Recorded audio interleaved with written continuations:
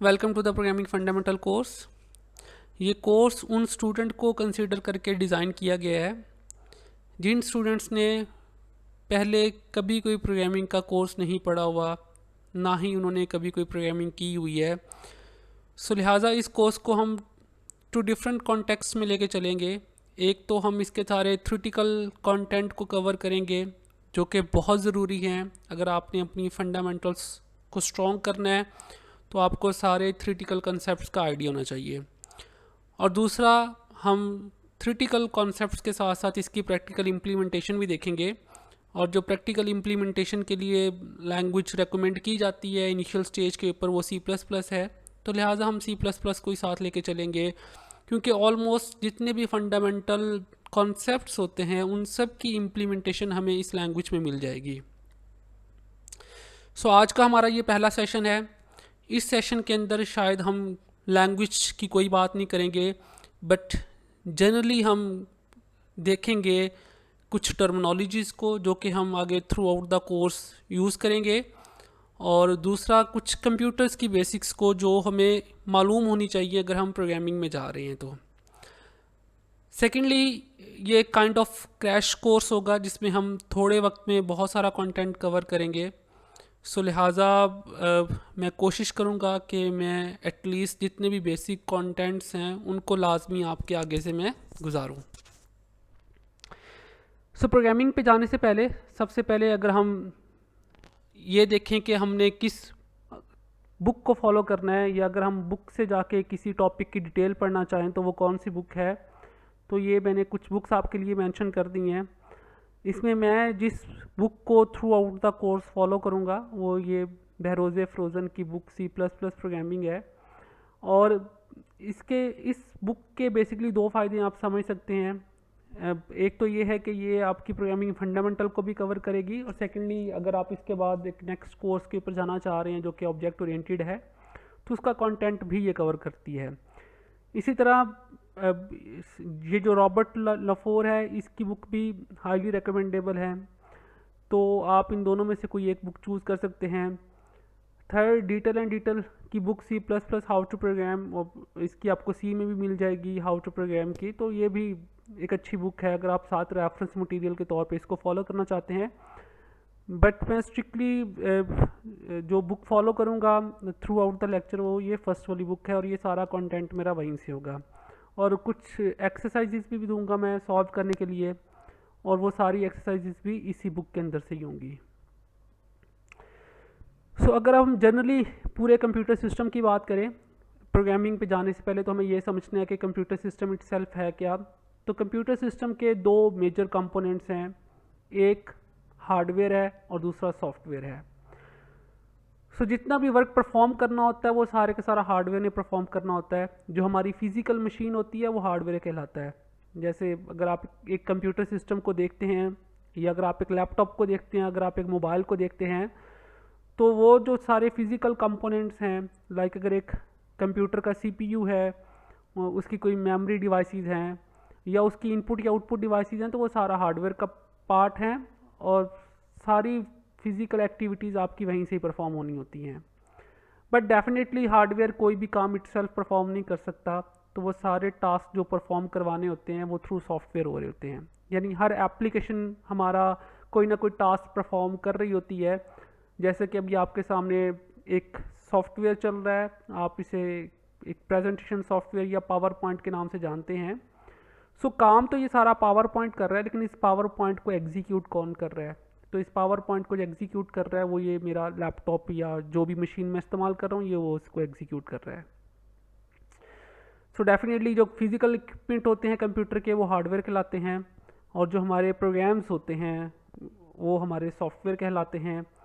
हम इनकी little bit detail देखेंगे आगे जाके, इतनी डिटेल देखेंगे जितनी हमें रिक्वायर्ड है इस कोर्स के लिए। हम इसमें कुछ डिटेल्स में पेनिट्रेट नहीं करेंगे। सो अगर हम सबसे पहले कंप्यूटर हार्डवेयर की बात करें तो 5 से 6 मेजर कंपोनेंट्स हैं हमारे कंप्यूटर हार्डवेयर के। एक CPU है हमारे पास, और उस CPU के बाद जो दूसरा मेजर कंपोनेंट हमारे पास आता है वो प्राइमरी स्टोरेज आती है, या जिनको हम मेन मेमोरी भी कहते हैं। जिनको आप रैम भी कहते हैं। सेकेंडली आपके पास, फिर थर्डली आपके पास सेकेंडरी स्टोरेज आ जाते हैं, जैसे कि आपके पास हार्ड ड्राइव होती है या आपके पास कोई पेन ड्राइव है या कोई भी परमानेंट स्टोरेज होती है, वो सेकेंडरी स्टोरेज कहलाती है। देन आपके पास इनपुट डिवाइसेस आ जाती हैं, जिनके थ्रू आप कंप्यूटर्स को अपनी इनपुट्स देते हैं और कंप्यूटर आपकी इनपुट को प्रोसेस करता है और आपको कोई आउटपुट देता है, और वो आपको सम काइंड ऑफ कोई आउटपुट डिवाइस के थ्रू ही आपको मिल रही होती है। और लास्टली एक और कंपोनेंट भी है जो कि कम्युनिकेशन सिस्टम्स का है, जिसमें वो सारी डिवाइसेस आ जाती हैं जिनको हम अगर आप कंप्यूटर्स कनेक्ट कर रहे हैं इंटरनेट के साथ और आप उसके लिए कोई वाईफाई राउटर इस्तेमाल कर रहे हैं या कोई मोडेम इस्तेमाल कर रहे हैं, तो आपकी कम्युनिकेशन डिवाइस कहलाएगी। सो बेसिकली तो ये सारे पार्ट्स ही कहीं ना कहीं अपना रोल प्ले करते हैं कंप्यूटर सिस्टम के अंदर। बट बीइंग अ प्रोग्रामर, जिन दो पार्ट्स का हमें अच्छे से पता होना चाहिए या जिन दो पार्ट्स को एज ए प्रोग्रामर हम मैक्सिमम यूटिलाइज करते हैं, वो हमारा सीपीयू है और हमारी मेन मेमोरी है। ये दो कंपोनेंट बहुत इंपॉर्टेंट है प्रोग्रामिंग के पॉइंट ऑफ व्यू से। अगर हम सीपीयू की बात करें तो अगर आप एक प्रोग्राम को देखें तो प्रोग्राम होता क्या है, प्रोग्राम कुछ सेट ऑफ इंस्ट्रक्शंस होती हैं, कुछ सेट ऑफ कमांड्स होती हैं जो कि हमने लिखी होती हैं, और वो सेट ऑफ कमांड्स हमारी जाके कंप्यूटर के ऊपर एग्जीक्यूट होनी होती हैं। फॉर एग्जांपल अगर आप एग्जांपल के तौर पे देखें तो लेट्स से ये मेरे सामने या ये आपके सामने एक प्रोग्राम लिखा हुआ है, ये सम XYZ लैंग्वेज के अंदर लिखा हुआ है। सो ये हर लाइन जो है ये एक स्टेटमेंट है, और इस स्टेटमेंट के एग्जीक्यूट होने के ऊपर कोई ना कोई टास्क परफॉर्म होगा। सो दैट मीन ये हर स्टेटमेंट जाके सीपीयू के बताएगी कि आपने क्या काम करना है, देन आपने क्या करना है, देन आपने क्या करना है, और फिर ये सारी स्टेटमेंट्स जब एग्जीक्यूट हो जाएंगी तो वो मेरा प्रोग्राम एग्जीक्यूट हो जाएगा और वो जो टास्क मैं अचीव करना चाह रहा हूँ एज ए यूज़र वो अचीव हो जाएगा। अब इन स्टेटमेंट्स को कौन एग्जीक्यूट करेगा, तो डेफिनेटली ये पार्ट जो है ये सीपीयू को प्ले करना है। तो सीपीयू का काम है कि इन स्टेटमेंट्स को वन बाय वन जाके एग्जीक्यूट करे। अगर हम सीपीयू की बात करें मज़ीद, तो सीपीयू के अपने कुछ कंपोनेंट्स होते हैं, उसमें तीन मेजर कंपोनेंट्स हैं। एक सीपीयू का एएलयू होता है, अरिथमेटिक लॉजिक यूनिट होता है, फिर सीपीयू की अपनी एक मेमोरी होती है जिसे हम रजिस्टर मेमोरी कहते हैं, और सीपीयू का अपना एक कंट्रोल यूनिट होता है। सो सीपीयू इन तीन कंपोनेंट्स के साथ मिलकर अपने सारे टास्क परफॉर्म कर रहा होता है। जो दूसरा हमारा मेन पार्ट है वो मेन मेमोरी का है। सो मेन मेमोरी जो है ये काइंड ऑफ एक तरह की एक ऐसी स्टोरेज है जिसके ऊपर हमारे वो वाले प्रोग्राम जाके लोड होते हैं या स्टोर होते हैं जो प्रोग्राम हमारे करंटली एग्जीक्यूट होते हैं। फॉर एग्जांपल अभी इस कंप्यूटर के ऊपर पावर पॉइंट एग्जीक्यूट हो रहा है, तो पावर पॉइंट को एग्जीक्यूट कौन कर रहा है, सीपीयू कर रहा है। तो सीपीयू को एग्जीक्यूट करने के लिए इसकी इंस्ट्रक्शन रिक्वायर्ड है, और इसकी इंस्ट्रक्शन सारी कहाँ पे आई पड़ी होंगी, करंटली मेरी कंप्यूटर की मेन मेमोरी या रैम के ऊपर। सो सीपीयू क्या करेगा, उन स्टेटमेंट्स को वन बाय वन यहाँ से पिक करता है और एग्जीक्यूट करता है, पिक करता है और एग्जीक्यूट करता है। सो अगर मैं कोई एप्लीकेशन एग्जीक्यूट नहीं कर रहा तो वो फिर कहाँ पे स्टोर पड़ी है, जो मैंने इंस्टॉल्ड की हुई है बट मैं उनको एग्जीक्यूट नहीं कर रहा हूँ, तो वो मेरे यहाँ पे सेकेंडरी स्टोरेज के ऊपर स्टोर पड़ी हुई है। सो लिहाजा हम प्रोग्राम की बात करते हैं और प्रोग्राम एग्जीक्यूशन की बात करते हैं, क्योंकि जब हमने प्रोग्राम लिख लेना है तो फिर हमारे प्रोग्राम ने एग्जीक्यूट करना है। सो डेफिनेटली फिर हमें इन दो कंपोनेंट्स को यूज़ करना होता है, या हमारा कंप्यूटर इन दो कंपोनेंट्स को फ्रीक्वेंटली इस्तेमाल करता रहेगा। वो एक मेन मेमोरी और एक सीपीयू है। आप एक और भी चीज़ देख रहे हैं कि ये जितने भी कंपोनेंट्स हैं ये सारे इंटरकनेक्टेड हैं, या आप यूँ कह लें ये सारे सीपीयू से कनेक्टेड हैं थ्रू बस। सो बसेस के साथ इन सारे कंपोनेंट्स को आपस में कनेक्ट किया जाता है, ताकि अगर मेन मेमोरी से कोई सीपीयू पे डाटा ट्रांसमिट होना है तो वो थ्रू बस होगा, सेकेंडरी स्टोरेज से मेन मेमोरी पे आना है या सेकेंडरी स्टोरेज से मेन मेमोरी के आने के बाद फिर सीपीयू पे जाना है तो वो भी थ्रू बस के ही डाटा को ट्रांसफ़र किया जाता है। तो बसेस को इस्तेमाल किया जाता है इन सारे कंपोनेंट्स को कनेक्ट करने के लिए, एंड देन फिर डाटा ट्रांसफ़र जो है हमारा वो थ्रू बसेस हो रहा होता है। सो हमने सीपीयू के कंपोनेंट तो देखे हैं, लेकिन एक और हार्डवेयर जैसा कि वो बड़ा इंपॉर्टेंट है, वो हमारी प्राइमरी मेमोरी है, और जिसको हम इन अदर वर्ड रैम कहते हैं। ये रैम अगर आप अपने कंप्यूटर में कभी देखें तो आपको ये कुछ इस शेप में मिलती है, और इसके बहुत सारे वेरिएंट्स होते हैं। लाइक आपने सुना होगा कि DDR4 की रैम है, DDR3 की रैम है। सो रैम की डिफरेंट स्पेसिफिकेशंस आपको मिल जाती हैं, बट इन सारी डिवाइसेस जो कि रैम कहलाती हैं हमारे पास, वो किसी भी क्लास किसी भी कैटेगरी से बिलोंग करती हो। सो उन सब का काम यही है कि जो प्रोग्राम करंटली अंडर एग्जीक्यूट होगा, इसने उस प्रोग्राम को और उस प्रोग्राम से रेलिवेंट जितना डाटा होता है इसने इसको स्टोर करना है। जब भी हमारा कोई प्रोग्राम एग्जीक्यूट हो रहा होता है तो उस प्रोग्राम में बेसिकली आप समझ लें कि दो चीज़ें होती हैं, एक आपकी लिखी हुई इंस्ट्रक्शन है और फिर उन इंस्ट्रक्शन के अंदर कोई ना कोई डाटा इस्तेमाल हो रहा होता है। सो रैम का काम ये है कि वो उन इंस्ट्रक्शन को भी स्टोर करे और उस डाटा को भी स्टोर करे। अगर आप रैम को देखें तो रैम को हम 3 कैटेगरीज में डिवाइड करते हैं। एक कैटेगरी, एक प्रोग्राम ऐसा होता है जो हमेशा हमारे कंप्यूटर पे एग्जीक्यूट हो रहा होता है, तो एक डेडिकेटेड पोर्शन उसके लिए छोड़ दिया जाता है जिसे हम ऑपरेटिंग सिस्टम कहते हैं। जैसे कि अगर मैं कंप्यूटर ऑन करता हूं तो मेरा ऑपरेटिंग सिस्टम तो फ़ौरन, वो भी एक प्रोग्राम है तो वो फ़ौरन एग्जीक्यूट हो रहा है, उसको रैम के ऊपर स्पेस चाहिए क्योंकि उसने एग्जीक्यूट होना ही होना है। ऑपरेटिंग सिस्टम होता क्या है, जैसे कि आपके मोबाइल में एंड्रॉयड का कोई सॉफ्टवेयर होगा या मेरे लैपटॉप के ऊपर विंडोज़ 10 है, विंडोज़ 11 है, विंडोज़ 7 है या लिनक्स, यूनिक्स, ये सारे ऑपरेटिंग सिस्टम है। और आपको पता है कि आपका कंप्यूटर बगैर ऑपरेटिंग सिस्टम के ऑपरेट नहीं करता है। तो पहले आप ऑपरेटिंग सिस्टम इंस्टॉल करते हैं और फिर उस ऑपरेटिंग सिस्टम के ऊपर आपके अपनी एप्लीकेशंस या प्रोग्राम एग्जीक्यूट करते हैं। सो ऑपरेटिंग सिस्टम को ऑल द टाइम रैम के ऊपर स्पेस चाहिए, तो वो एक डेडिकेटेड पोर्शन ऑपरेटिंग सिस्टम के लिए रैम के ऊपर छोड़ दिया जाता है, जिसके ऊपर ऑपरेटिंग सिस्टम का प्रोग्राम हमेशा लोड रहता है और वो फिर एग्जीक्यूट करता रहता है क्योंकि उसने एग्जीक्यूट होना ही होना है। इसके अलावा आपका अपने जो प्रोग्राम है, जैसे ऑपरेटिंग सिस्टम जब ऑन हो गया तो उसके बाद मैंने अपने प्रोग्राम को एग्जीक्यूट करना है, तो मेरा अपना प्रोग्राम कहाँ पे एग्जीक्यूट करेगा, उसके लिए भी रैम में स्पेस चाहिए होगी, तो वो उसके लिए कोई ख़ास डेडिकेटेड और पोर्शन छोड़ दिया जाता है। और ये एक प्रोग्राम के लिए नहीं है, यहाँ पे एक साथ मल्टीपल प्रोग्राम्स आके लोड हो रहे होते हैं। जैसे कि अभी मेरे इस कंप्यूटर के ऊपर अब एक तो ये रिकॉर्डर भी ऑन है, तो ये प्रोग्राम भी एग्जीक्यूट हो रहा है, एक पावर पॉइंट भी एग्जीक्यूट है, एक मैंने कोई एडिटर भी ओपन किया हुआ है, कोई मैंने प्लेयर भी है, ब्राउज़र भी है, तो बहुत सारे प्रोग्राम्स में एक साथ चला रहा हूँ। तो आप यूँ समझें ये हर बार एक प्रोग्राम को रिप्रेजेंट कर रही है। सो दैट मीन यहाँ पे मल्टीपल प्रोग्राम्स लोड हुए होते हैं और हर प्रोग्राम के साथ कोई ना कोई डाटा अटैच होता है, तो वो डाटा भी साथ, उसके लिए एक और डेडिकेटेड सेक्शन होता है, तो वो डाटा भी वहाँ पे स्टोर्ड हुआ होता है। और ये सारी इन्फॉर्मेशन आप यूँ समझ लें CPU को पता होती है कि कौन से प्रोग्राम का कौन सा डाटा कहाँ पे स्टोर होता है। तो जब कोई प्रोग्राम एग्जीक्यूट हो रहा होता है या उसकी एक स्टेटमेंट एग्जीक्यूट हो रही होती है, तो उसके साथ जो लिंक डाटा होता है उसको पता होता है, और जब उस प्रोग्राम को वो डाटा चाहिए होता है तो वो रैम से उसके पास आ जाता है। रैम जितनी भी ये इन्फॉर्मेशन अपने पास स्टोर करता है उसके लिए रैम एड्रेसेस को इस्तेमाल करता है। यानी आप यूँ समझ लें कि रैम के ऊपर डिफरेंट काइंड ऑफ सेल्स हैं और हर सेल का एक डिफरेंट काइंड ऑफ पोर्शंस हैं और हर पोर्शन का एक यूनिक एड्रेस है, और जब आपकी कोई भी इंफॉर्मेशन पड़ी होती है तो वो उस यूनिक एड्रेस के ऊपर पड़ी हुई है। जैसे कि यहाँ पे ये साइड पे दिखाया गया है कि दो चीज़ें हैं, एक एड्रेस है और दूसरा कंटेंट है। कंटेंट मीन कि वो वैल्यू या वो प्रोग्राम है या वो डाटा है जो पड़ा हुआ है, और फिर साथ उसका कोई ना कोई एड्रेस होगा। सो जब CPU को कोई चीज़ रिक्वायर्ड होती है तो वो उसके एड्रेस के साथ उसको गेट करती है। यानी CPU को आप यूँ समझ लें कि एड्रेसेस का पता है, या कंप्यूटर के अंदर कोई मैकेनिज्म होता है जिससे CPU को पता चल जाता है कि ये चीज़ फ़लाँ एड्रेस पे पड़ी है, और वो उस चीज़ की जब डिमांड करता है तो उसको वो चीज़ उस एड्रेस से उठा के दे दी जाती है। लेट्स से एक प्रोग्राम एग्जीक्यूट है, उस प्रोग्राम का कोई एक डाटा भी है। आप यूँ सपोज कर लें कैलकुलेटर की एप्लीकेशन आपने चलाई हुई है और आपने एक वैल्यू A स्टोर की हुई है या एक वैल्यू स्टोर की हुई है, तो वो वैल्यू किसी रैम के ऊपर होगी। अब उस वैल्यू को सम करना है किसी दूसरी वैल्यू के साथ, उस वैल्यू को यहाँ से फैच होके आना है, तो वो उसके एड्रेस के साथ उसको वहाँ से फैच कर लिया जाएगा। सो होप सो इतना नॉलेज ये काफ़ी होगा फ़िलहाल हमारे लिए प्रोग्रामिंग की तरफ बढ़ने के लिए, कि हमें एक तो ये पता है कि CPU है, हमें इतना पता होना चाहिए कि प्रोग्रामिंग में हमने कुछ स्टेटमेंट्स, कुछ इंस्ट्रक्शंस लिखनी है, और जब हमारी वो इंस्ट्रक्शंस बिल्कुल तैयार हो जाएंगी एग्जीक्यूट होने के लिए, तो अब एग्जीक्यूट करना CPU का काम है।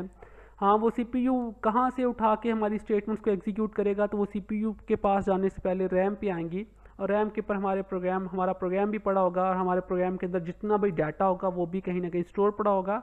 यहाँ से एक एक स्टेटमेंट CPU के पास जाएगी एग्जीक्यूट होने के लिए, और जब कोई स्टेटमेंट एग्जीक्यूट होगी और उसको कोई रेलिवेंट डाटा रिक्वायर्ड होगा तो वो भी फैच होके आ जाएगा। फैच होने का मैकेनिज्म क्या है, हर स्पेस के साथ या हर सेल के साथ या हर मेमोरी के साथ जो है वो एक ख़ास एड्रेस अटैच है, और वो उस एड्रेस के साथ उसको फैच कर लेता है। सो जो दूसरा मेजर कंपोनेंट है वो सॉफ्टवेयर्स हैं हमारे कंप्यूटर्स के अंदर। डेफिनेटली अगर आप अपने कंप्यूटर के ऊपर सॉफ्टवेयर इंस्टॉल नहीं करेंगे तो आपका कंप्यूटर या आपकी डिवाइस किसी भी काम की नहीं है, वो कोई भी टास्क परफॉर्म नहीं कर सकेगी। सो सॉफ्टवेयर को मज़ीद दो हिस्सों में डिवाइड किया जाता है। एक हमारे पास सिस्टम सॉफ्टवेयर्स हैं। अब सिस्टम सॉफ्टवेयर्स वो होते हैं जो नॉर्मली हमारे हार्डवेयर को ऑपरेशनल बनाने के लिए इस्तेमाल हो रहे होते हैं। जैसे कि एक तरह से हमारा उनके साथ कोई डायरेक्ट लिंक नहीं होता, या डायरेक्टली तो हमें रिक्वायर्ड नहीं होते, बट इनडायरेक्टली हमें उनको लाजमी इंस्टॉल करना पड़ता है, अदरवाइज़ हमारे अपने सॉफ्टवेयर उसके ऊपर नहीं एग्जीक्यूट करेंगे। सो वो तमाम सॉफ्टवेयर जो हमारे हार्डवेयर को कंट्रोल कर रहे हैं, जैसे कि करंटली मेरे पास एक विंडो है, तो मेरे विंडो सारे हार्डवेयर को कंट्रोल कर रही है। वो सीपीयू को भी मैनेज करती है, वो रैम को भी मैनेज करती है, वो मेरी सेकेंडरी स्टोरेज को भी मैनेज करती है। फॉर एग्जांपल, जब मैंने कोई फ़ाइल यहाँ पे स्टोर की है, मैंने कोई फ़ाइल यहाँ पे कॉपी की अपने कंप्यूटर के अंदर किसी खास ड्राइव के अंदर, अब वो सेकेंडरी स्टोरेज में कौन से पर्टिकुलर पोर्शन में जाके स्टोर होगी, मुझे इससे कोई कंसर्न नहीं है और मुझे इसका पता भी नहीं है। तो ये कौन मैनेज करता है? ये डेफिनेटली मेरा ऑपरेटिंग सिस्टम मैनेज करता है, और वो ऑपरेटिंग सिस्टम क्या है? एक सिस्टम सॉफ्टवेयर है। सो हमारी जितने भी हार्डवेयर्स की डिटेल्स मैनेज हो रही होती हैं, या जितने भी हार्डवेयर के रिसोर्सेज को मैनेज करने का काम है, वो सारे का सारा सिस्टम सॉफ्टवेयर का है। ऑल्दो के ये भी एक कंप्यूटर प्रोग्राम ही होता है, और इसको भी प्रोग्रामर ही बनाते हैं। जैसे एक ऑपरेटिंग सिस्टम है, तो ये भी किसी प्रोग्रामर नहीं बनाया होगा कि ये कैसे काम करेगा और ये कैसे हार्डवेयर को मैनेज करेगा। सिस्टम सॉफ्टवेयर में एक तो ऑपरेटिंग सिस्टम आ जाते हैं, दूसरा हमारे पास कुछ सिस्टम सपोर्ट्स आ जाते हैं, या उनको हम यूटिलिटी सॉफ्टवेयर कहते हैं। जैसे आपके पास कोई डिस्क क्लीनर होगा जो स्पेस को मैनेज कर रहा होगा, तो ये काइंड ऑफ इनको हम यूटिलिटी या फिर सिस्टम सपोर्ट कहते हैं। थर्डली इसमें सिस्टम डेवलपमेंट के सॉफ्टवेयर भी आ जाते हैं। जैसे अगर आपने एक प्रोग्राम बनाना है, तो एक प्रोग्राम बनाने के लिए भी आपको एक सॉफ्टवेयर रिक्वायर्ड होता है। सो उसके लिए आप फिर क्या यूज़ करेंगे? आप कोई डेवलपमेंट का इन्वायरमेंट यूज़ करेंगे, और वो भी पार्ट ऑफ सिस्टम सॉफ्टवेयर होता है।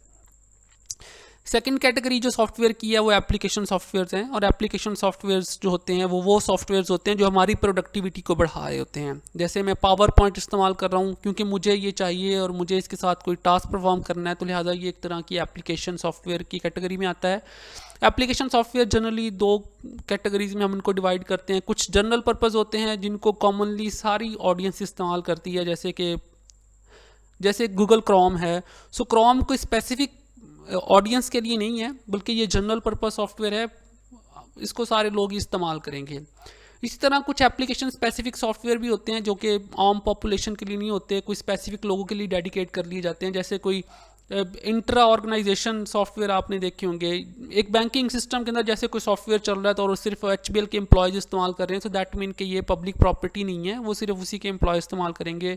या IUB का LMS सिस्टम एक ब्रॉडर फॉर्म में आप उसको देख सकते हैं कि ये आम ऑडियंस के लिए नहीं है। जो IUB का स्टूडेंट है वो उसको किसी खास पर्पज़ के लिए इस्तेमाल करता है, और वो जनरल पर्पज़ सॉफ्टवेयर्स नहीं है। सो ऑल्दो ये जितने भी सॉफ्टवेयर्स हैं, आपने एक चीज़ ध्यान में रखना है कि ये कंप्यूटर प्रोग्राम्स हैं। इन कंप्यूटर प्रोग्राम्स के पीछे कुछ लैंग्वेजेस इस्तेमाल होती हैं, और लैंग्वेजेस के अंदर हम कुछ सेट ऑफ इंस्ट्रक्शंस लिखते हैं, और वो सेट ऑफ इंस्ट्रक्शन जाके CPU पे एग्जीक्यूट होती हैं, और वो कोई ना कोई वहाँ पे टास्क परफॉर्म कर रही होती हैं। सो यहाँ तक हमने बेसिक कंप्यूटर सिस्टम को देख लिया कि हार्डवेयर क्या होता है और सॉफ्टवेयर क्या होता है। हार्डवेयर में मेजर सा हार्डवेयर कौन सा है जिनका हमें आइडिया होना चाहिए, और सॉफ्टवेयर में मेजर सॉफ्टवेयर्स कौन से हैं। अब हम बात करते हैं पर्टिकुलरली कंप्यूटर प्रोग्रामिंग की। सो कंप्यूटर प्रोग्रामिंग के अंदर पहली चीज़, अगर आप प्रोग्राम को वैसे तो सॉफ्टवेयर भी कहते हैं, लेकिन अगर आप इसकी एक टेक्निकल डेफिनेशन देखें तो हम इसे कहते हैं सेट ऑफ इंस्ट्रक्शंस या set of commands that tells the computer how to perform a specific task. So computer itself कुछ भी नहीं कर सकता। कंप्यूटर ने जो भी टास्क परफॉर्म करना है वो एक प्रोग्राम ने उससे परफॉर्म करना है। प्रोग्राम की कोई कमांड जाएगी, वो एग्जीक्यूट करेगी तो कोई टास्क परफॉर्म होगा, अदरवाइज कंप्यूटर आपका सिर्फ ट्रैश है, कुछ भी नहीं है। और कंप्यूटर प्रोग्रामिंग ये आर्ट है कि आप ये प्रोग्राम बनाएंगे, और जब आप प्रोग्राम बनाएंगे तो डेफिनेटली आपने उन इंस्ट्रक्शंस को लिखना है, और आपकी इंस्ट्रक्शंस में आपने जो लिखा है आपके कंप्यूटर ने वही टास्क जाके परफॉर्म करना है। सो हमने इसी आर्ट को सीखना है कि हमने वो इंस्ट्रक्शंस कैसे बनानी है, और ये बिल्कुल आसान है, इसमें कोई मुश्किल नहीं है। बस आपने कंसिस्टेंट रहना है, और आपने इसके लिए थोड़ा टाइम निकालना है डेली बेसिस के ऊपर। हाँ, तो अगर आपने कंप्यूटर प्रोग्रामिंग को देखना है तो आप इसको सपोज कर लेते हैं just like any dish recipe. आज आप जैसे कोई घर में कोई खाना बना रहे हैं, और अगर आप खाना बनाते हैं तो आपको दो चीज़ें रिक्वायर्ड होती हैं। एक तो आपको इंग्रेडिएंट्स रिक्वायर्ड होते हैं, और दूसरा आपको स्टेप्स रिक्वायर्ड होते हैं। जैसे अगर आपने चाय बनानी है तो आपको दो चीज़ें आपके पास होनी चाहिए, एक तो इंग्रेडिएंट्स होने चाहिए कि चाय बनाने के लिए क्या क्या चीज़ें आपके लिए रिक्वायर्ड हैं, और वो सारी चीज़ें आपके पास होनी चाहिए। जैसे आपके पास टी बैग्स होने चाहिए, आपके पास मिल्क होना चाहिए, आपके पास वाटर होना चाहिए। सो ये सारे उसके इंग्रेडिएंट्स हैं। और दूसरा, आपने उन इंग्रेडिएंट्स को इस्तेमाल तो करना है, लेकिन अब अपने चाय बनाने के लिए कि आपने कुछ सीक्वेंसेस भी इस्तेमाल करने होते हैं। लाइक आप पहला स्टेप क्या होगा, दूसरा स्टेप क्या होगा, तीसरा स्टेप क्या होगा, तो ये सारे हमारे पास सीक्वेंसेस होते हैं। सो हमारे प्रोग्राम भी ऐसे ही होते हैं। सो हमारे प्रोग्राम के अंदर एक्चुअली हर प्रोग्राम की अगर आप देखें तो उसकी कुछ ना कुछ इनपुट्स होती हैं, फिर वो इनपुट्स प्रोसेस होती हैं, और प्रोसेस होकर हमारे पास फिर आउटपुट निकल के आती हैं। इसका मतलब ये है कि कोई ना कोई हमारे पास डाटा आ रहा है, और फिर उस डाटा को हमने प्रोसेस करने के लिए हमने कुछ सीक्वेंस ऑफ इंस्ट्रक्शंस इस्तेमाल की हैं, और जब वो सीक्वेंस ऑफ इंस्ट्रक्शंस हमारी परफॉर्म हो जाती हैं तो हमारी वो रेसिपी, हमारी वो डिश जो है वो बन के तैयार हो जाती है। सो हमने जैसे हम कुकिंग सीखते हैं वैसे ही हमने प्रोग्रामिंग सीखनी है, ठीक है। सो काइंड ऑफ यहाँ पे इंग्रेडिएंट्स हमारे डाटा है, और जो स्टेप्स हैं हमारी वो इंस्ट्रक्शंस को रिप्रेजेंट कर रही हैं। यस, अब अगर हमने प्रोग्रामिंग करनी है तो हमें कुछ तो सीखना पड़ेगा। हमें क्या सीखना पड़ेगा, वो है प्रोग्रामिंग लैंग्वेज। सो अब चूंकि हमने जो चीज़ सिखानी है वो हमने एक कंप्यूटर को एक चीज़ कन्वे करनी है, हमने उसको एक बात बतानी है, तो उस बात बताने के लिए हमें कोई ना कोई लैंग्वेज का इस्तेमाल करना पड़ेगा। एंड अनफॉर्चुनेटली कंप्यूटर की जो अपनी लैंग्वेज है वो बाइनरी लैंग्वेज है। कंप्यूटर किसी और लैंग्वेज में को अंडरस्टैंड नहीं करता। बाइनरी लैंग्वेज में आपके पास दो डिजिट्स होते हैं, एक 0 होता है और एक 1 होता है। इसका मतलब ये है कि आपने जो भी मैसेज कंप्यूटर को या CPU, कंप्यूटर से मुराद यहाँ पे CPU है, क्योंकि मैसेज को इंटरप्रेट करना है या जो समझना है या जो टास्क परफॉर्म करना है वो CPU ने करना है। सो CPU की जो लैंग्वेज है वो बाइनरी लैंग्वेज है। मीन कि आप उसको जो भी मैसेज देंगे वो 0 और 1 को ही फॉर्म में समझेगा। लेट से अगर आपने उसको हेलो कहना है तो हो सकता है कि वो जो हेलो है वो बनता हो 0 0 0, फिर कोई और 0, सॉरी ये 0 तो नहीं है बट काइंड ऑफ स्क्वायर है, बट आप सपोज कर लें कि ये 0 है। सो ये 0 0 और ये आपके पास 1 हो गया, ठीक है। सो हो सकता है कि ये कंप्यूटर हेलो को ऐसे अंडरस्टैंड करता है। सो कंप्यूटर हेलो को HELLO इस तरह से नहीं उसको इंटरप्रेट करता। कंप्यूटर में को आप जो भी चीज़, जो भी मैसेज देंगे आप, तो वो उसको बाइनरी फॉर्म में ही अंडरस्टैंड करेगा। सो ये एक चीज़ आपने लाजमी कंसिडर करनी है। Okay,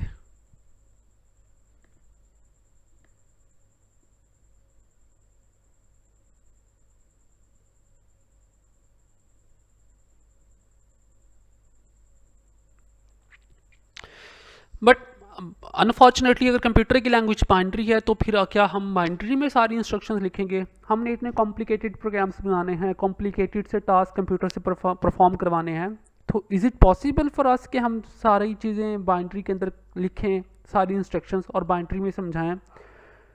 yes, we can do that, but definitely ये हमारे लिए एक ईजी टास्क नहीं होगा। अगर ऐसी बात होती तो शायद आज बहुत कम एडवांस सॉफ्टवेयर्स होते और बिल्कुल ही बेसिक लेवल के सॉफ्टवेयर हम इस्तेमाल कर रहे होते।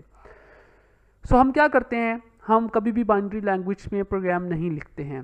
हम यूज़ तो प्रोग्रामिंग लैंग्वेज करते हैं लेकिन वो बाइनरी फॉर्मेट में नहीं होती है, तो हम उससे कुछ इजी लैंग्वेजेस इस्तेमाल करते हैं और वो हमारे लिए बना दी गई हैं ताकि ज़्यादा से ज़्यादा लोग जो हैं वो प्रोग्रामिंग करें। और उसमें फिर हम कुछ और तरह की लैंग्वेजेस इस्तेमाल करते हैं। बाइनरी लैंग्वेज को हम लो लेवल लैंग्वेज कहते हैं क्योंकि ये कंप्यूटर के लेवल की लैंग्वेज है, ह्यूमंस के लिए समझना मुश्किल है। और हम अब जिस लैंग्वेजेस में कोड करते हैं या प्रोग्राम लिखते हैं वो हाई लेवल लैंग्वेजेस हैं। और हाई लेवल लैंग्वेजेस में कोड ऐसे ही करना होता है जैसे आप सिंपल इंग्लिश के कुछ सेंटेंसेस और कुछ वर्ड्स या कुछ टोकन्स को इस्तेमाल करके आप किसी से कम्युनिकेट कर रहे हैं, तो अब हमने यही काम करना होता है। सो अब एक चीज़ तो हमें समझ में आ गई कि कंप्यूटर बाइनरी समझता है, लेकिन हम बाइनरी में कोड नहीं करेंगे क्योंकि हमारे लिए ये फिजिबल नहीं है या बहुत कॉम्प्लिकेटेड हो जाएगा हमारे लिए। बट अब यहाँ पे कम्युनिकेशन गैप आ गया क्योंकि कंप्यूटर की जो लैंग्वेज है वो बाइनरी है और हमने जो लैंग्वेज इस्तेमाल करनी है वो some other kind of languages हैं। सो अब ये हमारी कम्युनिकेशन सक्सेसफुल कैसे होगी, अब हमारा ये मैसेज कन्वे कैसे होगा सीपीयू को कि जो हम बता रहे हैं वो वही टास्क परफॉर्म करें। तो इसका सोल्यूशन अब ये निकाला गया कि हम दरमियान में इंटरप्रेटर इस्तेमाल करते हैं। तो इट्स जस्ट लाइक जैसे कि टू डिफरेंट कंट्रीज़ के लोग जो हैं वो आपस में कम्युनिकेट करते हैं, बट वो एक दूसरे की लैंग्वेज को अंडरस्टैंड नहीं करते हैं, तो वो दरमियान में एक इंटरप्रेटर रखते हैं, और वो इंटरप्रेटर ऐसा होता है जिसको दोनों की अंडरस्टैंडिंग होती है। सो लेट्स से अगर एक फ्रेंच और एक रशियन आपस में बात कर रहे हैं और वो एक दूसरे की लैंग्वेज को अंडरस्टैंड नहीं करते हैं, तो कोई मिडल मैन आएगा, और वो जो मिडल मैन होगा वो ज़रूरी है कि उसको फ्रेंच और रशियन दोनों आनी चाहिए, क्योंकि वो फ्रेंच को रशियन में और रशियन को फ्रेंच में तभी ट्रांसलेट कर पाएगा। सो हम भी अब क्या करते हैं कि जब प्रोग्रामिंग करते हैं तो हम हाई लेवल लैंग्वेजेस में प्रोग्रामिंग करते हैं, और दरमियान में हम ट्रांसलेटर इस्तेमाल करते हैं जो हमारी हाई लेवल लैंग्वेज को फिर लो लेवल लैंग्वेज के अंदर या बाइनरी लैंग्वेज के अंदर ट्रांसलेट कर देते हैं। हम बहुत सारी प्रोग्रामिंग लैंग्वेजेस को इस्तेमाल करते हैं, और हर प्रोग्रामिंग लैंग्वेज के लिए कोई काइंड ऑफ ट्रांसलेटर हम इस्तेमाल कर रहे होते हैं जो हमारी इस मुश्किल को हल कर रहा होता है। ये आपके सामने एक एग्जांपल है मशीन कोड की। तो ये लेट्स से कि ये देखें, ये बाइनरी के अंदर कोई ना कोई मैसेज लिखा हुआ है, तो जब सीपीयू किसी स्टेटमेंट को अंडरस्टैंड करेगा तो वो माइट बी सी फॉर्मेट के अंदर ही होगी, ठीक है। और ये कंप्यूटर की सबसे पहली प्रोग्रामिंग लैंग्वेज ही यही थी, क्योंकि पहला कंप्यूटर और आज का कंप्यूटर ये सारे बाइनरी को समझते हैं। तो पहले तो हाई लेवल लैंग्वेज का कॉन्सेप्ट नहीं था, पहले कंप्यूटर के लिए प्रोग्राम डायरेक्टली बाइनरी लैंग्वेज में लिखे गए थे, और वो बाइनरी लैंग्वेज में लिख के इसको दिए गए थे, और उसने उन प्रोग्राम्स को एग्जीक्यूट किया था। देन थोड़ी सी अपडेशन हुई, और फिर हमने बाइनरी लैंग्वेज से असेंबली लैंग्वेज में मूव किया। असेंबली लैंग्वेज जो थी इसमें सैम्बल्स इस्तेमाल होते थे, तो ये काइंड ऑफ बाइनरी लैंग्वेज से थोड़ी आसान थी, लेकिन इतनी आसान नहीं थी। इसको भी हम लो लेवल लैंग्वेज ही कहते हैं। सो हाई लेवल लैंग्वेजेस और मशीन लैंग्वेजेस के दरमियान एक और भी लैंग्वेज आई थी जिसको हम असेंबली लैंग्वेज कहते हैं, और उसके ट्रांसलेटर को हम असेंबलर कहते हैं। अब ये एक्चुअली डायरेक्टली तो कंप्यूटर की लैंग्वेज नहीं थी, क्योंकि इसमें सैम्बल्स इस्तेमाल होते थे, तो इसका जो ट्रांसलेटर था उसको असेंबलर कहा गया और इस लैंग्वेज को असेंबली कहा गया। बट स्टिल ये लैंग्वेज काफ़ी टफ थी, तो फिर इस लैंग्वेज को नए लैंग्वेजेस के वर्जन से अपडेट किया गया, और उन सारी लैंग्वेजेस को हाई लेवल लैंग्वेजेस का नाम दिया गया, और जिनमें प्रोग्राम लिखना बनिस्बत बहुत आसान था अगर आप कंपेयर करें उसको असेंबली लैंग्वेज से, या फिर आप उसको कंपेयर करें मशीन लैंग्वेज से।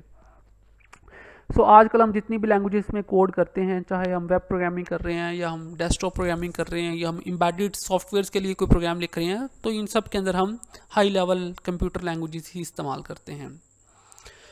ये आपके सामने एक पैराडिग्म है, आप इसको समझ सकते हैं कि ये बता रही है कि आपके पास जो सबसे बॉटम लेयर है वो आपके पास हार्डवेयर की है। सो आपका सारा काम हार्डवेयर ने करना है। हार्डवेयर के ऊपर आप जो लैंग्वेजेस इस्तेमाल करते रहे हैं, पहले वो मशीन लैंग्वेजेस थी, फिर मशीन के बाद अपग्रेडेशन हो गई असेंबली लैंग्वेज के साथ, और फिर अब करंटली हम जो लैंग्वेजेस इस्तेमाल कर रहे हैं वो हाई लेवल लैंग्वेजेस हैं।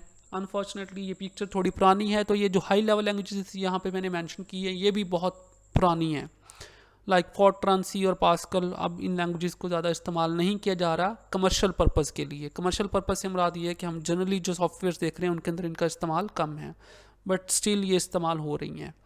सो अगर आप लेटेस्ट हाई लेवल लैंग्वेजेस की बात करें तो आपने जावा का नाम सुना होगा, या आपने पाइथन का नाम सुना होगा, या फिर आपने PHP का नाम सुना होगा, या फिर आपने जावा स्क्रिप्ट का नाम सुना होगा, या C++ है। सो ये काइंड ऑफ सारी हमारी हाई लेवल लैंग्वेजेस की कैटेगरी में आती हैं। सो अब हम कुछ चीज़ें रिकॉल कर लेते हैं आगे जाने से पहले। एक तो आपको ये समझना है कि आपका कंप्यूटर जो कि एक बेसिकली हार्डवेयर है वो एक ट्रैश है अगर एक प्रोग्राम नहीं है। तो प्रोग्राम ही कंप्यूटर्स को कंट्रोल करता है, और फिर प्रोग्राम्स बनाने हैं हमने, और प्रोग्राम बनाने के लिए हमें प्रोग्रामिंग लैंग्वेजेस चाहिए, और प्रोग्रामिंग लैंग्वेजेस हम जो इस्तेमाल करती हैं वो ह्यूमंस के करीब हैं, तो लिहाजा हम उनको हाई लेवल लैंग्वेजेस कहते हैं। और जो कंप्यूटर इटसेल्फ अंडरस्टैंड करता है वो एक लो लेवल या बाइनरी लैंग्वेज है, और दरमियान में हम कुछ ट्रांसलेटर्स को इस्तेमाल करते हैं। और ये जो पर्सन है जो प्रोग्राम कर रहा होता है इसको हम प्रोग्रामर कहते हैं, ये आप सबको पता होगा। और ये हाई लेवल लैंग्वेजेस में कोड करता है, और फिर वो इंटरप्रेट होकर कंप्यूटर्स तक पहुंच जाती हैं। और ये सारी डिस्कशन हमारी यहाँ तक हो चुकी है, जिसमें हमने बेसिक कंप्यूटर सिस्टम को भी कवर कर लिया, और हमने जो बेसिक प्रोग्रामिंग लैंग्वेजेस है हमने उनको भी कवर कर लिया। और आपको ये भी पता चल गया कि वो जो दरमियान में इंटरप्रेटर होता है उसका क्या रोल होता है। एक चीज़ और है यहाँ पे, वो इंटरप्रेटर दो तरह से होते हैं। एक तो होता ही इंटरप्रेटर है, जैसे हम बार बार इंटरप्रेटर कह रहे हैं, लेकिन एक और भी होता है, उसे हम कंपाइलर कहते हैं। सो कंपाइलर और इंटरप्रेटर दोनों ट्रांसलेटर हैं।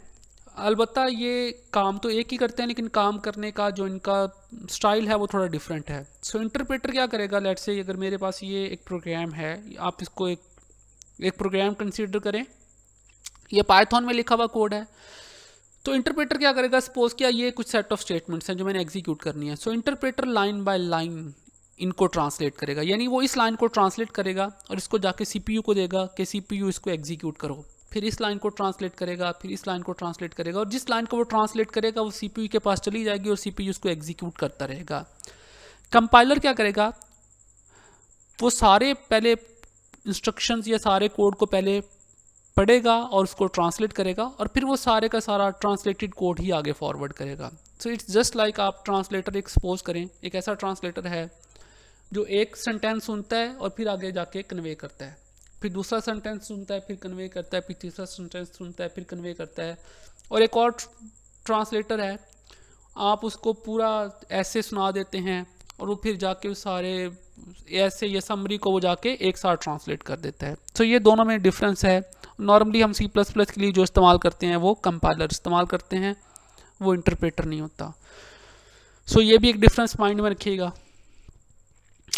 अच्छा, अब एक तो हमारे पास प्रोग्रामिंग लैंग्वेजेस हैं, लो लेवल है और हाई लेवल है, और हाई लेवल में बहुत सारी लैंग्वेजेस आ जाती हैं।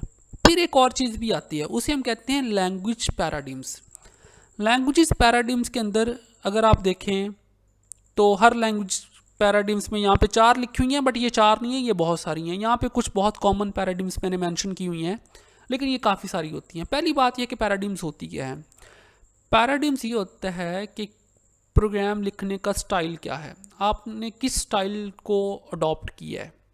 ठीक हो गया, आप यूँ समझें कि हर पैराडिम एक डिफरेंट स्टाइल है प्रोग्राम लिखने का, और फिर बहुत सारी लैंग्वेजेस जो होती हैं वो एक पैराडिम को फॉलो करती हैं, और बहुत सारी लैंग्वेजेस जो हैं वो दूसरी पैराडिम को फॉलो करती हैं। जैसे कि एक स्टाइल है प्रोसीजरल, ये प्रोग्राम लिखने का एक स्टाइल है, ये स्टार्टिंग के स्टाइल्स में से एक स्टाइल था, और ये बहुत सारी लैंग्वेजेस नीचे मेंशन की गई हैं जो प्रोसीजरल पैराडिम को फॉलो करती हैं।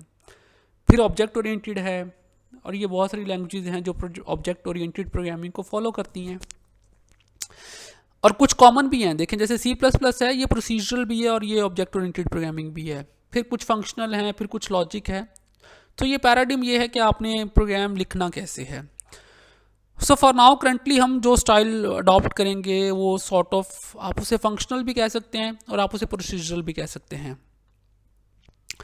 अगर हम इन नटशेल में देखें तो ये जो प्रोसीजरल प्रोग्रामिंग होती है, हमने चूंकि अब C++ को इस्तेमाल करना है और वो प्रोसीजरल को भी फॉलो करती है, वो ऊप को भी फॉलो करती है। अभी हम इसको ऊप के पॉइंट ऑफ व्यू से बिल्कुल नहीं पढ़ेंगे, क्योंकि अगर हमने फंडामेंटल कवर करनी है तो हमें उसको प्रोसीजरल पॉइंट ऑफ व्यू से ही पढ़ना पड़ेगा या फंक्शनल पॉइंट ऑफ व्यू से पढ़ना पड़ेगा। ऊप एक अलहदा फिलॉसफी है, और पहले फिर हमें उस फिलॉसफी को समझना होगा, फिर हमें देखना होगा कि C++ अब इस फिलॉसफी के ऊपर कैसे पूरी उतरती है। तो अभी हम C को जस्ट प्रोसीजरल फॉर्म में पढ़ेंगे। सो प्रोसीजरल फॉर्म में ये होता है कि हम इंस्ट्रक्शंस लिखते हैं, और हमारी इंस्ट्रक्शंस का काम ये है कि उसने मेमोरी की स्टेट को जाके चेंज करना है। किसी भी चीज़ की स्टेट क्या होती है, जैसे आप सपोज करें एक सिक्का है, तो उस सिक्के, वो एक सिक्का पड़ा हुआ है ज़मीन के ऊपर, तो उसकी एक स्टेट है। उसकी स्टेट ये है कि उसके ऊपर वाला जो हिस्सा है वो हेड का है, और आपने उसकी स्टेट चेंज कर दी। आपने क्या किया, आपने उस सिक्के को उलट दिया, तो अब उसके जो ऊपर वाला हिस्सा है, अब उसकी जो स्टेट है वो टेल है। तो पहले उसका स्टेट हेड थी, अब उसकी स्टेट टेल थी। सिमिलरली प्रोसीजरल प्रोग्रामिंग क्या करती हैं, मेमोरी की स्टेट्स को जाके चेंज करती हैं।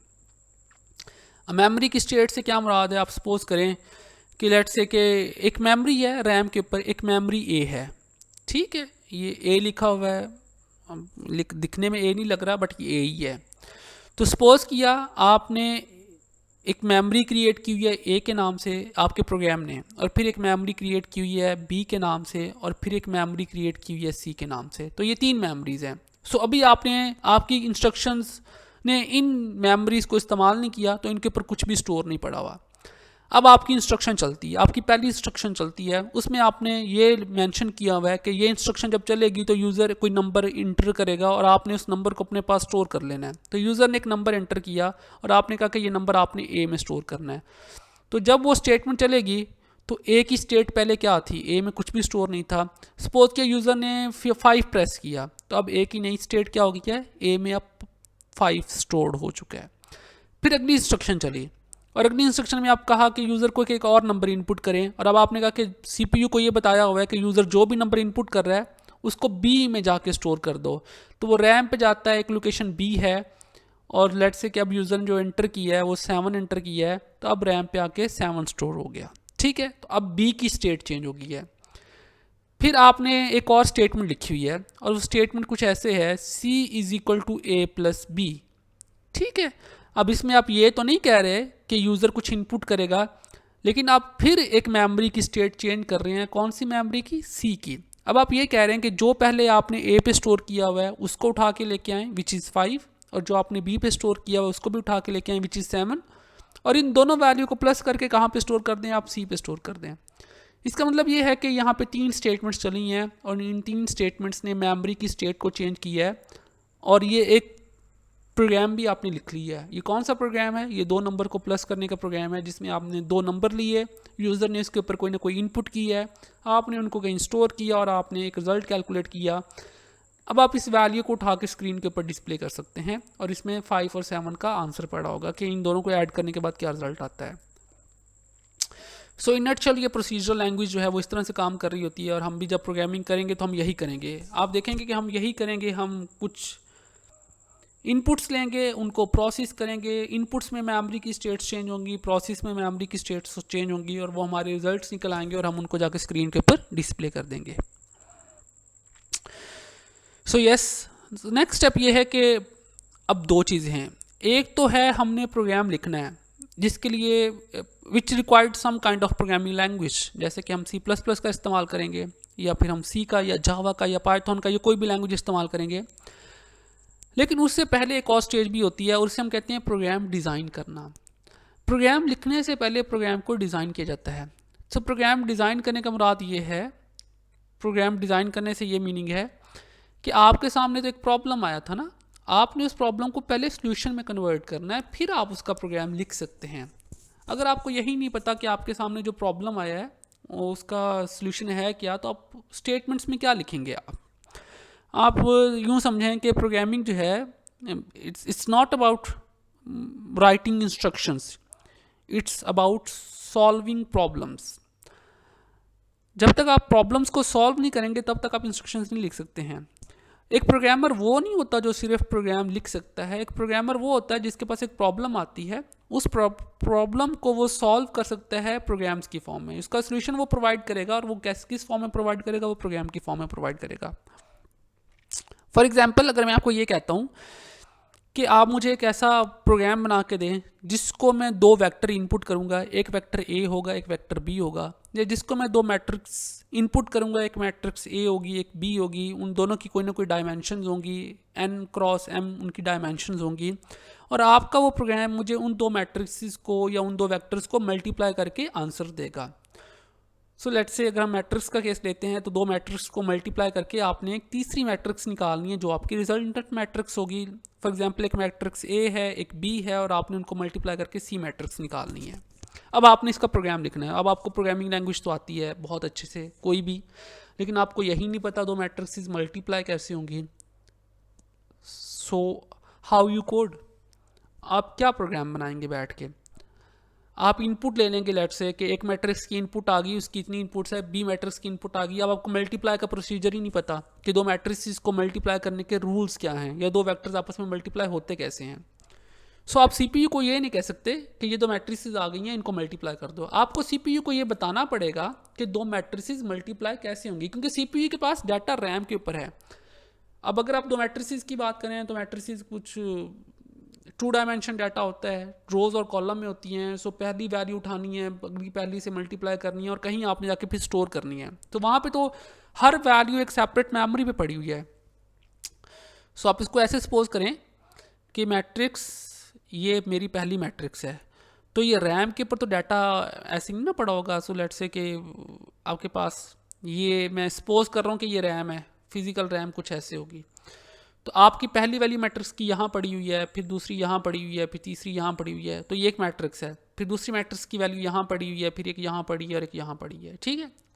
सो अब आपको क्या करना है, इस वैल्यू को उठा के इस वैल्यू से मल्टीप्लाई करना है लेट से, और फिर इसको कहीं जाके आपने थर्ड लोकेशन पे स्टोर करना है, जो भी प्रोसीजर होगा इसका। सो ये आपको बताना पड़ेगा। अब आप ये नहीं कह सकते सीपीयू को कि दो मैट्रिसेस उठा के खुद मल्टीप्लाई कर दो। सीपीयू को नहीं, सीपीयू को मल्टीप्लाई करना आता है, लेकिन कौन सी दो वैल्यूज मल्टीप्लाई होनी है ये आपने सॉल्व करना है। सो इसे हम कहते हैं प्रोग्राम को डिज़ाइन करना। सो प्रोग्राम को डिज़ाइन करने के दो स्टेप होते हैं। पहली चीज़ तो ये है कि आपने प्रॉब्लम को अंडरस्टैंड करना है, और जब आप प्रॉब्लम को अंडरस्टैंड कर लेंगे तो फिर दूसरी चीज़ ये है कि आपने सोल्यूशन डेवलप करना है। सो प्रॉब्लम को अंडरस्टैंड कैसे किया जाता है? डेफिनेटली आप प्रॉब्लम स्टेटमेंट्स को केयरफुली रीड करते हैं। अब प्रॉब्लम अंडरस्टैंड करने का क्या तरीक़ेकार है? Very simple. देखिए, आपने ये आइडेंटिफाई करना है कि मेरे पास ये जो प्रॉब्लम्स आया है, इस प्रॉब्लम की इनपुट्स क्या आ रही हैं, क्या चीज़ मेरे पास आ रही है एज ए इनपुट के तौर पे जो मुझे यूज़र प्रोवाइड करेगा, ठीक है। और फिर आपने ये देखना है कि यूज़र एक्सपेक्ट क्या कर रहा है कि मैंने इस इनपुट को किस फॉर्म में ट्रांसफॉर्म करके देना है, विच इज़ आउटपुट्स। सो ये आपको हेल्प आउट करेगी आपके पास क्या आएगा और आपने क्या निकाल के देना है। जैसे कि दो मैट्रिसेस आएंगी तो आप सोच सकते हैं कि मैट्रिसेस में डाटा किस तरह का आएगा और आपका रिजल्टेंट मैट्रिक्स क्या होगा। ये आपने प्रॉब्लम को अंडरस्टैंड किया, और फिर आप देखते हैं कि इस इनपुट को आउटपुट में कैसे ट्रांसफॉर्म किया जा सकता है। या आप सपोज करें यूज़र आपको एक प्रॉब्लम दिया गया कि आपने एक गिवन नंबर का फैक्टोरियल कैलकुलेट करना है। तो आपको ये पता है कि आपके पास कोई भी एक एन नंबर आएगा और आपकी आउटपुट क्या है कि आपने उस एन नंबर का फैक्टोरियल कैलकुलेट करके आंसर करना है, ठीक है। और आपको ये दरमियान के स्टेप सोचने हैं कि ये क्या स्टेप होंगे जिससे एक एन जो है एक एन फैक्टोरियल में चेंज हो जाएगा। सो ये आपने प्रॉब्लम को अंडरस्टैंड किया कि आपकी इनपुट क्या है और आपकी आउटपुट क्या है, और आप इनको ब्रेक डाउन कर लेते हैं अगर एक कॉम्प्लिकेटेड किस्म का प्रॉब्लम है। फिर आप एक सोल्यूशन डेवलप करते हैं, और सोल्यूशन डेवलप करने के लिए फिर कुछ टूल्स इस्तेमाल होते हैं, और एक बहुत कॉमनली टूल जो हम प्रोग्रामर इस्तेमाल करते हैं वो एल्गोरिदम है। सो एल्गोरिदम क्या होता है कि हम इंग्लिश के अंदर ना स्टेप्स, अभी हम किसी प्रोग्रामिंग की बात नहीं करते, हम जनरली इंग्लिश के अंदर स्टेप्स बना लेते हैं कि इस प्रॉब्लम के क्या स्टेप्स होंगे। जैसे कि लेट्स से कि अगर हम कहते हैं कि दो नंबर को प्लस करने का एल्गोरिदम बनाना है, तो हम कहते हैं कि पहला स्टेप तो ये होगा कि हमें एक नंबर n1 इनपुट करवाना पड़ेगा। फिर दूसरा स्टेप ये होगा कि एक और नंबर हमें n2 इनपुट करवाएंगे, ठीक है। फिर तीसरा स्टेप ये होगा कि जब ये इनपुट्स आ जाएंगी तो अब हम आउटपुट कैलकुलेट कर सकते हैं, और सम करने के लिए कैसे हम एक्सप्रेशन बनाएंगे, हम ये एक्सप्रेशन बना सकते हैं विच इज़ n+1 n2, और मेरे पास ये ये n2 ही है, दिख नहीं रहा, लग नहीं रहा n2, बट सीरियसली ये n2 है। सो n1 is equal to n2 और आप इसको इक्वल टू n3 कर दें। सो ये काइंड ऑफ एक एल्गोरिदम है जिसमें हमने टू वैल्यूज़ को प्लस किया। सिमिलरली इसी तरह फैक्टोरियल का कोई एल्गोरिदम बन जाएगा। सो एल्गोरिदम क्या होते हैं? Sequence of steps written in descriptive English language which follow some kind of orders. उसमें एक ऑर्डर भी होता है, जैसे कि मैंने आपको बताया कि रेसिपी जो होती है ना, उसमें एक तो इंग्रेडिएंट्स होते हैं, दूसरा सीक्वेंस होते हैं, और सीक्वेंस मीन ऑर्डर। आप जो भी स्टेप परफॉर्म कर रहे हैं उसका एक पर्टिकुलर ऑर्डर है। जैसे कि दो वैल्यूज़ को प्लस करना है तो इसका ये ऑर्डर है कि पहले ये स्टेप, फिर ये step which is n2, and then ये आपने फिर थर्ड स्टेप परफॉर्म करना है। इसी तरह हमारे पास फ्लो चार्ट भी होते हैं। फ्लो चार्ट हमारे एल्गोरिदम की ही पिक्टोरियल रिप्रेजेंटेशन होती है। सो ये वो स्टेप है जो हमें प्रॉब्लम सॉल्विंग में हेल्प आउट करेगा। जब हम एल्गोरिदम बना लेंगे और हमारे एल्गोरिदम बन जाएंगे तो फिर हमें ये देखना है कि हमने इसको प्रोग्राम में कैसे ट्रांसफॉर्म करना है, और उसके लिए फिर हमें कोई ना कोई प्रोग्रामिंग लैंग्वेज का सिंटैक्स आना चाहिए। तो हर प्रोग्रामिंग लैंग्वेज का अपना सिंटैक्स, हर लैंग्वेज का अपना सिंटैक्स होता है ना। जैसे इंग्लिश का अपना सिंटैक्स है, उर्दू का अपना सिंटैक्स है, पंजाबी का अपना एक सिंटैक्स है। Syntax mean rules. देखें, अगर आपने कोई भी प्रोग्रामिंग लैंग्वेज सीखनी है तो आपको दो चीज़ें सीखनी है। जैसे अगर मैंने रशियन सीखनी है, या मैंने चाइनीज़ सीखनी है, या मैंने फ्रेंच सीखनी है, तो मैं क्या सीखूंगा? या मैंने इंग्लिश सीखनी है, लेट से मेरी वीक है। सो पहले तो मैं ये देखूंगा कि इंग्लिश के वर्ड्स कौन से हैं और उन वर्ड्स के मीनिंग्स क्या हैं, और फिर दूसरा कि उन वर्ड्स को कनेक्ट करने के रूल्स क्या हैं। सब्जेक्ट, वर्ब, ऑब्जेक्ट्स, वो आपको पता ही होगा कि जैसे इंग्लिश में रूल्स होते हैं, और हम इसे कहते हैं, ये ओवरऑल हमारा सिंटैक्स है। ये जो रूल्स हैं ये सिंटैक्स हैं उस लैंग्वेज का। तो सिमिलरली अगर हम C++ सीखने चाह रहे हैं तो हम उसके कुछ वर्ड्स सीखेंगे और फिर हम देखेंगे कि रूल्स क्या हैं कि हमने किस वर्ड्स को कहाँ पे इस्तेमाल करना है। और वो कोई इतना मुश्किल टास्क नहीं है। मुश्किल टास्क क्या है? एल्गोरिदम लिखना। जब एक प्रॉब्लम हमारे सामने आएगा तो हम उसका सोल्यूशन कैसे डिज़ाइन करेंगे। So I think it's enough for today lecture. मैं ये स्लाइड्स भी शेयर कर दूंगा आपके साथ और फिर हम कल यहीं से आगे मूव फॉरवर्ड करेंगे। उससे पहले आपने एक चीज़ करनी है। पहले तो आपने ना, मैं आपके साथ ये भी शेयर कर दूंगा। ये देखें, ये कुछ प्रॉब्लम्स हैं और उनके एल्गोरिदम्स और फ्लो चार्ट हैं। तो ये कुछ 7 पेजेस हैं, इसको आप जनरली पढ़ लीजिएगा और मैं आपको रेकमेंड करूँगा कि ऑनलाइन भी आप थोड़ा सा कुछ प्रॉब्लम्स लेके ना उनके एल्गोरिदम्स देखें, उनके एल्गोरिदम्स कैसे बने हुए हैं ये देखें। सो ये फ़्लो चार्ट है। फ़्लो चार्ट में हम कुछ सेट ऑफ सैम्बल्स इस्तेमाल करते हैं और उन सैम्बल्स का ख़ास मीनिंग होता है। जैसे ही देखें, every algorithm has some kind of start, और फ्लो चार्ट में भी आप वो स्टार्ट इस्तेमाल करते हैं। फिर अगर आपने कहीं प्रोसेस करना है, कोई आपने एक्सप्रेशन बनाना है, तो उसके लिए आप ये रेक्टेंगल इस्तेमाल करते हैं। डिसीजन मेकिंग के लिए डायमंड इस्तेमाल करते हैं। ये काइंड ऑफ पैरेललोग्राम है, यस, ये इनपुट या आउटपुट के लिए इस्तेमाल होती है। तो ये फ्लो चार्ट है आपके पास, ठीक है। देखें, ये एक एल्गोरिदम की एग्जांपल भी दी हुई है और ये एक प्रॉब्लम है। प्रॉब्लम क्या है? Write an algorithm and draw flow chart to calculate 2 की पावर 4, ठीक है, यानी आपने 2 की पावर 4 कैलकुलेट करनी है। सो अब इसको बहुत तरह से सॉल्व किया जा सकता है, बट उसने कुछ इस तरह से स्टेप्स बनाए हैं कि आप इसके अंदर 2 इनपुट्स आ रही हैं, एक बेस आ रही है और एक पावर आ रही है। सो बेस में लेट से बेसिकली ये 2 की पावर 4 नहीं है, ये आपने किसी भी बेस की कोई भी पावर कैलकुलेट करनी है लेट से, बट फॉर नाउ फॉर 2 और 4 है। तो आपने कैलकुलेट क्या करना है? आपने प्रोडक्ट कैलकुलेट करना है, क्योंकि 2 की पावर 4 का वो फिर एक प्रोडक्ट बन के आता है ना। 2 को आपने 4 टाइम मल्टीप्लाई करना है। So product is equal to base कर दिया, तो ये पहला 2 आपके पास आ गया। अब फिर आपने प्रोडक्ट को दोबारा मल्टीप्लाई किया बेस के साथ, तो ये 2 क्रॉस 2 4 हो गया। अब प्रोडक्ट में 4 पड़ा हुआ है, सो दोबारा 4 प्रोडक्ट को मल्टीप्लाई बाय बेस किया, तो ये 4 मल्टीप्लाई बाय 2 8 हो गया।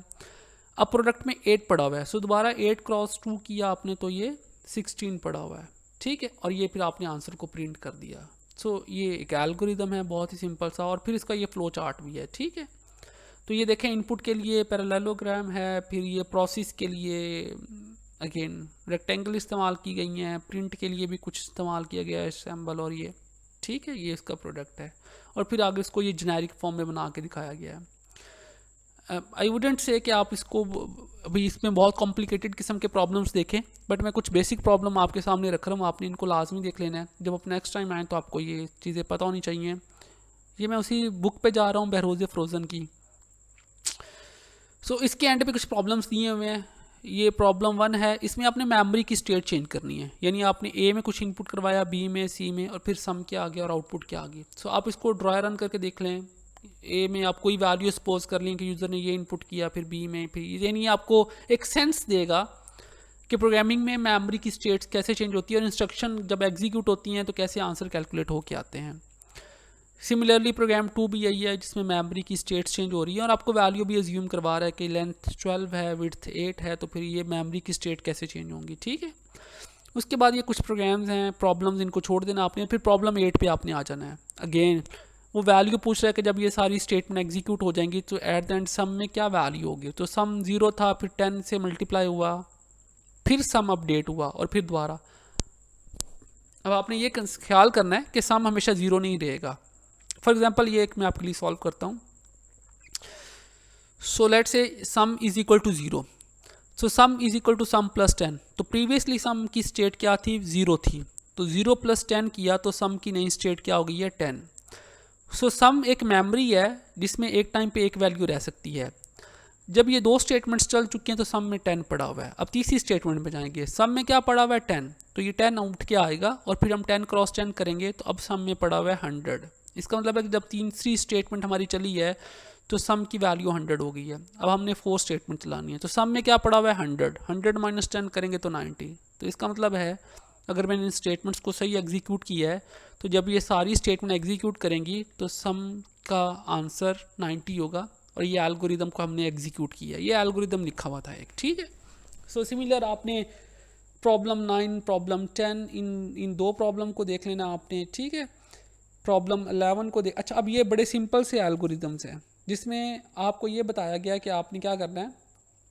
लेट्स से सेंटीमीटर को आपने चेंज करना है इंचज़ में, और फॉर्मूला आपको दिया गया है, so 1 inch is equal to 2.54 centimetre. अब आप एक ऐसा एल्गोरिदम बनाएं, एक ऐसा सोल्यूशन डिज़ाइन करके दें कि मैं जब कुछ भी वैल्यू वहाँ पे सेंटीमीटर में एंटर करूँ तो वो खुद ही इंचज़ में कन्वर्ट हो जाए, ठीक है। यानी आपका एल्गोरिदम इस तरह से लिखा होगा, मैं इसमें वैल्यूज़ इनपुट करूँगा, जैसे कि ये देखें, ये एक एल्गोरिदम था, ठीक है।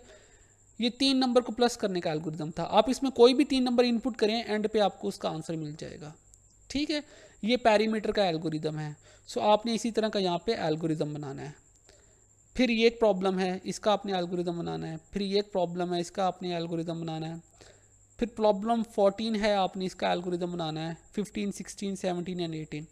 ये जो लास्ट 4 प्रॉब्लम है ये थोड़े से ट्रिकी हैं, इनके एल्गोरिदम के अंदर कुछ रेपिटेटिव स्टेटमेंट्स आनी है, बट इतना कि आपने खुद भी एफर्ट करनी है कि आपने एल्गोरिदम की हद तक आपने चीज़ों को खुद देखना है कि ये किस तरह से बन सकते हैं, ठीक हो गया।